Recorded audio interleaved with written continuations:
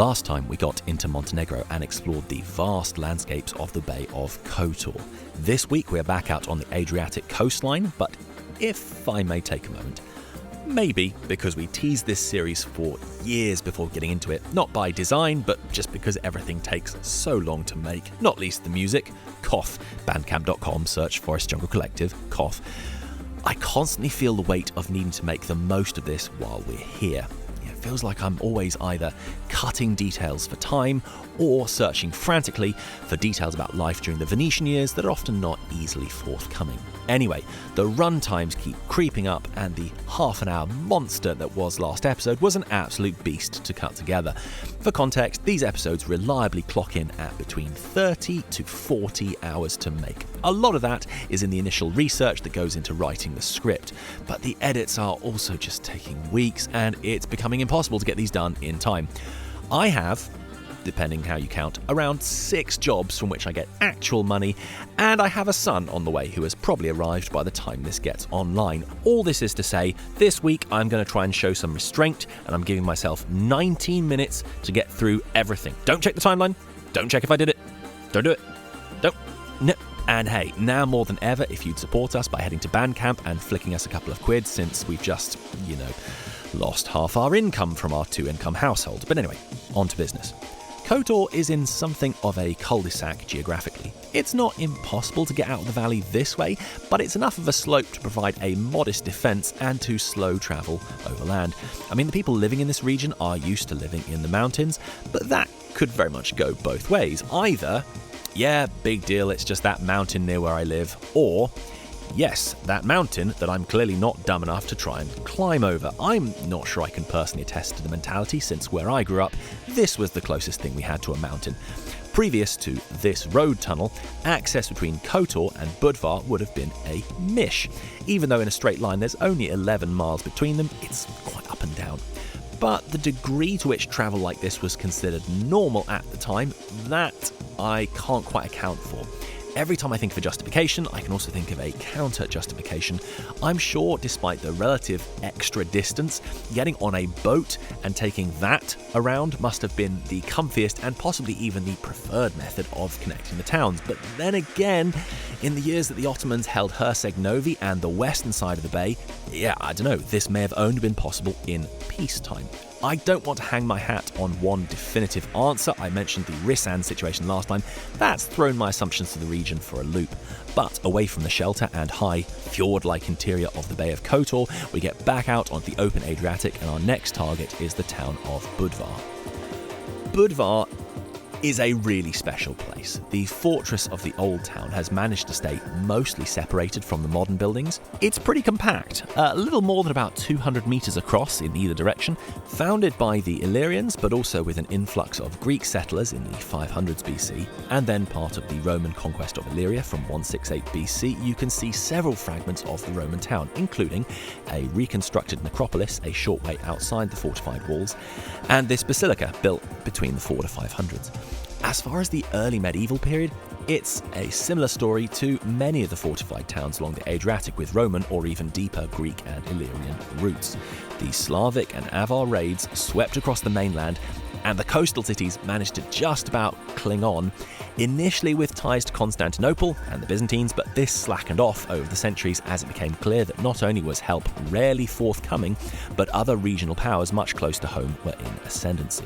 In the case of Budva, it was sacked by the same Saracen expedition in 866 that also laid waste to Kotor and besieged Dubrovnik, the Byzantine navy arriving 15 months later to aid Dubrovnik, but sailing past Budva where the damage had already been done. An interesting and unusually early survivor, the Church of Santa Maria in Punta. A stone was discovered with an inscription to 840, putting this as the earliest possible date for the church. And just next to it, very beautiful but slightly younger, the tiny apsidal church of St. Sava has a tentative dating to 1141. Describing control of the area in the next few centuries is a headache. After a brief independence from Constantinople, Duklja is nominally under the influence of the expanding Serbian power, and then this overlaps with Bosnian expansion in the 1300s. But there's also certain noble houses such as the Bolshici, which largely steer what's happening in the region.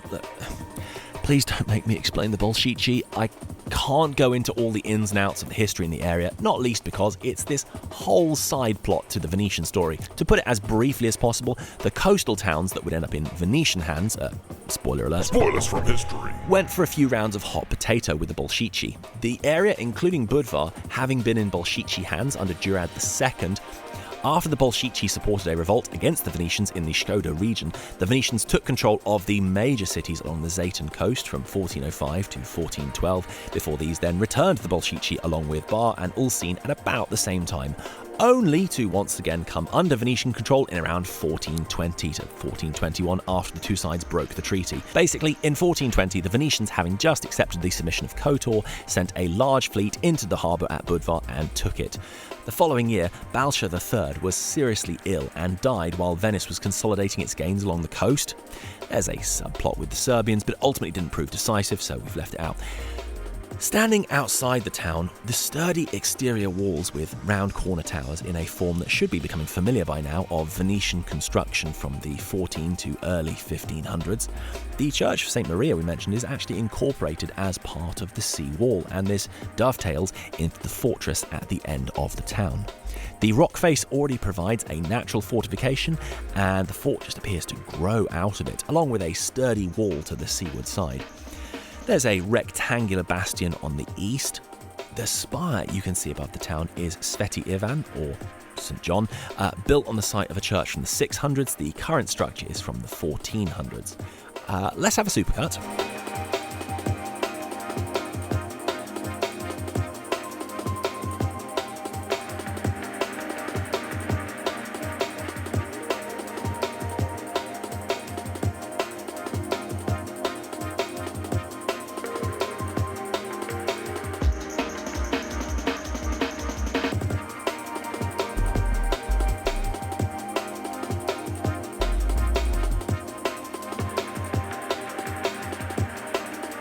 In 1477, having already consolidated much of the Balkans, a major Ottoman assault into Zeta and subsequent treaty with Venice established the Venetian control of just the narrow coastal strip that we're exploring this episode.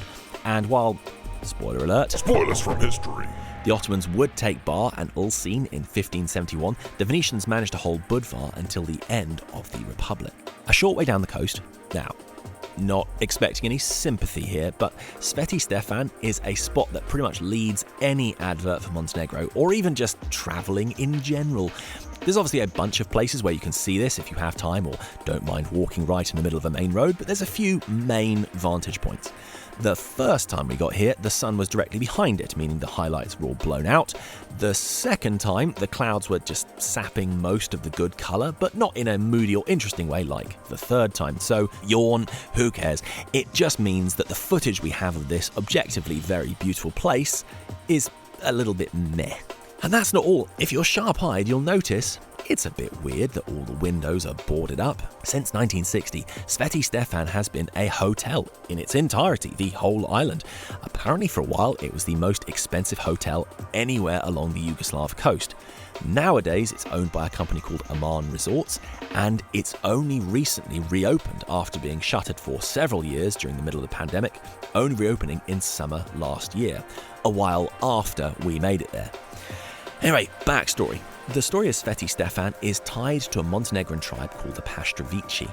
The Petrovici are a tribe that occupied the area roughly between Budva and Bar.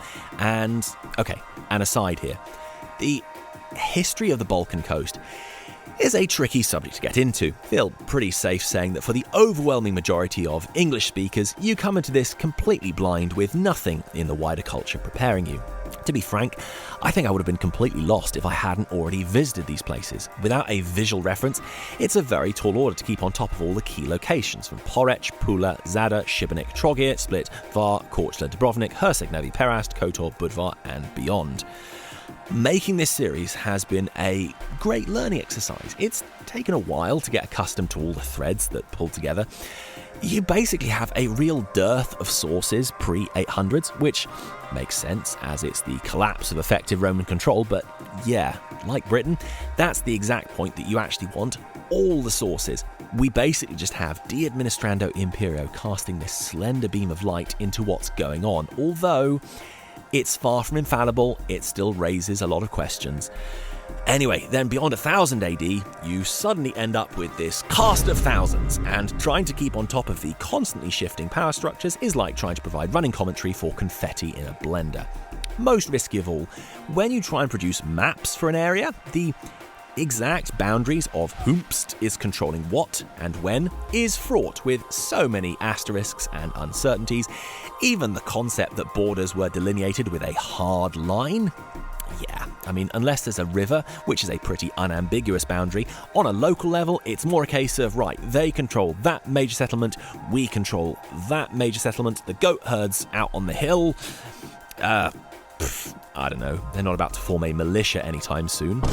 Wait, are they? And the political situation in Zeta/Duclia is particularly hard to pin down. While it emerged as an independent power in the early 1000s, it would later be subject to the rising power of Serbia. And then, even within that, it doesn't have all the characteristics of a unified state.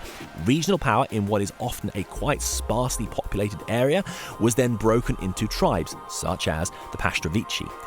Do you see why I've steered clear of trying to characterise all of this? Returning to the coast, we similarly have a tentative date for the Paštrovići founding Sveti Stefan as their capital in the 1100s. The Church of St. Stefan, after which the island is named, apparently dates back to the 1100s, though its foundation date isn't certain. The Paštrovići made terms with the Venetians around 1423, which made sense for both parties. Venice having control of basically this whole coast by 1423, but with the Ottomans not at all far over the horizon. But the Paštrovići were also reputed as pirates, so it's also one less threat to Venetian shipping in the region. Details and sources have proved a bit thin for this one. There's a story about the local Paštrovići families looting Ottoman ships moored on a beach near here. Impossible to confirm with absolute certainty, but the story goes that this payday funded the first fortifications. It appears to have been largely destroyed in 1571, as with so many towns along this stretch, by the Ottoman fleet in the lead-up to Lepanto, later rebuilt with Venetian help. It had been agreed in a peace treaty with the Ottomans that the Paštrovići region would be ceded to Venice, and this remained the case. And staying in the region, the next site down the coast has actually been really giving me the runaround as far as research goes. Petrovac is located above a gorgeous bay, and it's got history going a way back as well. A little higher above the town, these Roman mosaics were discovered as part of a Roman villa on the site. Note, that is not the same as like a major Roman settlement. These are just near the Church of St. Elijah, which is from around the 1400s. At first, you can look out and okay, well, where's this fort then? All I can see is that pier with the cafe restaurant. Yeah, not gonna lie, it's not exactly in its original form. Just wait till you get to the Aegean. Particularly on the Cycladic Islands, you'll be looking around like, where's the Venetian fortress here? It's sort of a Howl's Moving Castle amalgam of essentially people's houses built into the structure of the fortress. But yes, this is Castel Lastva. If you get to the end and film back, the form of the fort is a bit more obvious from the north. By most accounts, this was principally an outpost to counter piracy, rather than the larger scale forts we're used to. It's at risk of being upstaged by the geology around here, which is very striking indeed. There's a distinct lack of sources on Castel Lastva. As part of the Paštrovići lands, it is nominally under the Venetian state, though as you can see, Venice is not trying to make a significant military stand here by any means. It's very possible that, like the other cities in the Adriatic, it too was sacked as part of the summer of 1571, or quite possibly it just wasn't deemed a necessary objective as the Ottoman fleet passed. Bottom line, the modern town is a recent development. Before that, this was a tiny settlement, and the most likely reason we have no information from the area is it was just very remote. I am trying to get out of the mindset that leaving open questions in an episode is a gross admission of failure. It is hard to know if there really is insufficient or no information on something, or if my amateur English-speaking self just hasn't found it. I keep expecting some crucial piece of information is going to crop up about 5 seconds after I've hit publish on an episode. I'm not aware of anything just flat out wrong in this series just yet, but there is no shortage of wider context which I discovered later and wish I'd included. We are moving on, and next along, I'm actually really thrilled we got to see this. Unlike all the other entries this week that are in major towns, Haj Nehaj, and if that name raises an eyebrow, yes, definitely did call it Haj Nehaj for a while there, which makes it sound more like a village in Tajikistan. There are a large number of theories on the name, just honestly, we're not 100% on any of them. In fact, on the morning we were aiming to go up there, I asked a friendly barista in the coffee place around the corner in Kotor what was up with the name. He attempted to explain and did an admirable job. I wish I had a pad and pen. It was something about joke names or epithets used by locals. I was listening intently, but I am entirely unable to reconstruct this explanation here. But what you have is a gorgeous ruin up on a hilltop. We only have records for the fortress going back to 1542, which is very late. But this shell of a church here is believed to be from the 11 or 1200s, so there's at least some occupation on the site earlier. Frustratingly, while it does appear there are Ottoman alterations to the fort, I'm not super clear on which. You have, for example, this series of gun ports, which is a real Venetian hallmark. You see this pattern everywhere from Zakynthos, Nafplio, Rethymno. So I'd hang my hat on that being Venetian. Again, not as many sources on this as I'd like. Got to have a supercut to make the most of it.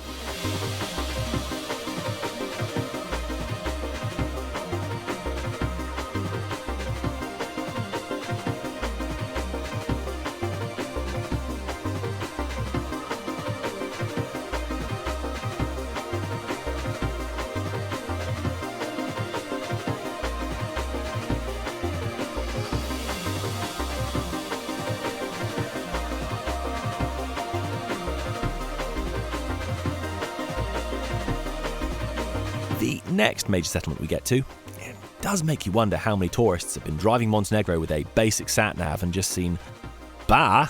Oh, don't mind if I do, actually. Bar is another of the most significant sites along this coast. First things first, a mixture of neglect during the years of Ottoman occupation and then getting pretty badly damaged during the 1878 war, ended up with a completely new town being built closer to the coast, which means there's quite a span between the current town of Bar, which is now a major port, and the old town of Stari Bar. As a traveller, you are greeted with a spectacular defensive set of walls which encircle a large quantity of ruins. While we think there was a Roman fortress here, possibly labelled as Antivari, it properly enters the historic record when Stefan Vojislav, a prince of Duclia in the early 1000s, made it his seat of power. We're now into the area that the Venetians would lose to the Ottomans in the 1500s. Oh, Spoilers from history. did we cover this already? Yeah. So the period of Venetian control is more brief, and this becomes the rule as we head further south and into Albania. Bar had been a major seat of the Bolshici, but as we mentioned, after the death of Balsha III, the Venetians scooped it up. This reconstruction at the site is very striking, and all the more poignant now the town is in ruins. Had history been a little bit different, this could have been another beautiful Adriatic historic town, largely intact, like Perast. We'll insert a supercut here with a few descriptions to explore the site.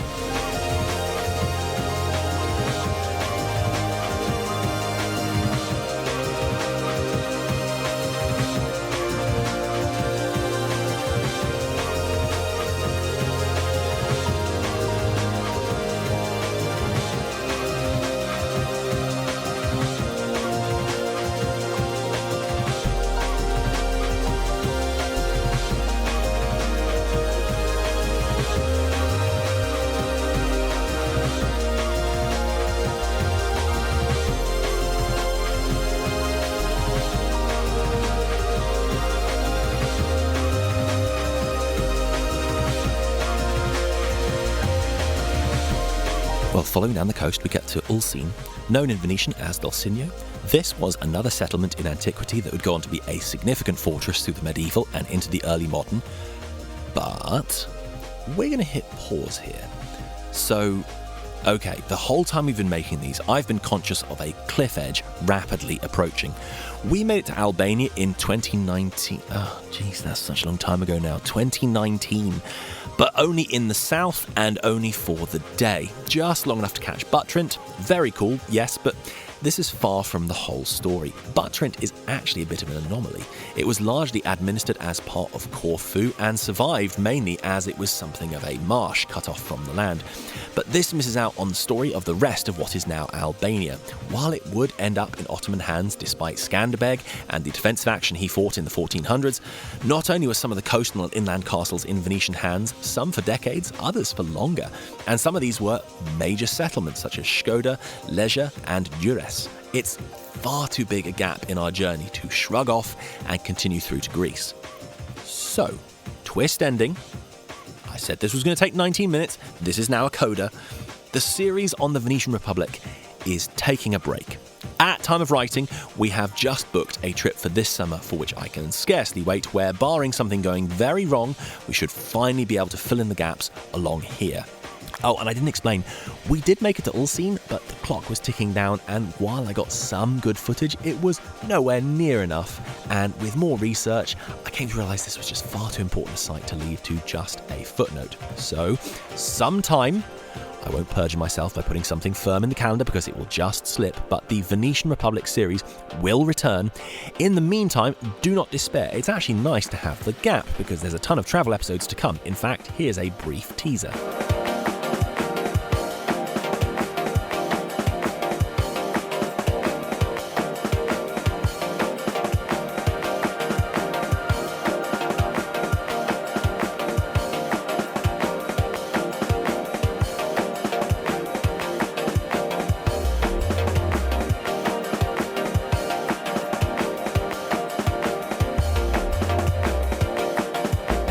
And before all of that, we're not done with Montenegro just yet. Straight after this, we're making an episode of our travels in Montenegro and how all of that turned out. Oh wait, we still haven't done a Lion Watch this week. Okay, calls to action first, then Lion Watch to close out. So, as mentioned up top, the absolute best way you could support us is heading to bandcamp.com, where all the music we've made for these episodes is available to stream or purchase. But if not, fair enough, you can do all the things that help out a YouTube channel, like smashing that bell. Visual gags. Liking and commenting on these are of course a big help and very much appreciated. Okay, one more time for this season, Lion Watch. Oh, and there's a loose end that we missed from KOTOR last time. This rather swole lion. The mouth is obviously a bit odd, but the way it's trying to operate its front paws as if it's a biped. I mean, the Venetians were having enough trouble representing lions in profile. Things only get worse when they try and wrangle them from the front. On to Budva. This one is high up on one of the western towers. I know it's been damaged, but based on its proportions, that might in fact represent an improvement. Another one for was this sketched by a preschooler scrapbook. Nothing doing any of these, so it's on to Bar, and the couple there are actually not bad in form. There's this above the main gate into the old town, and then this on display just as you enter.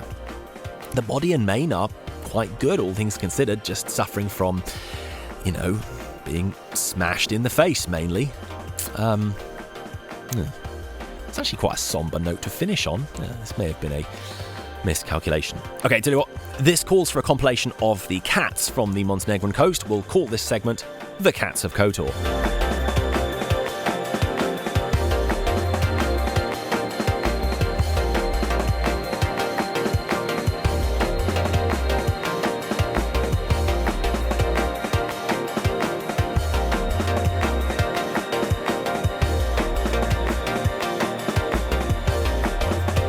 Right, that should get your oxytocin levels back up. Please subscribe, have a go back through the playlist and fill in any gaps you've missed, and we'll be back very soon.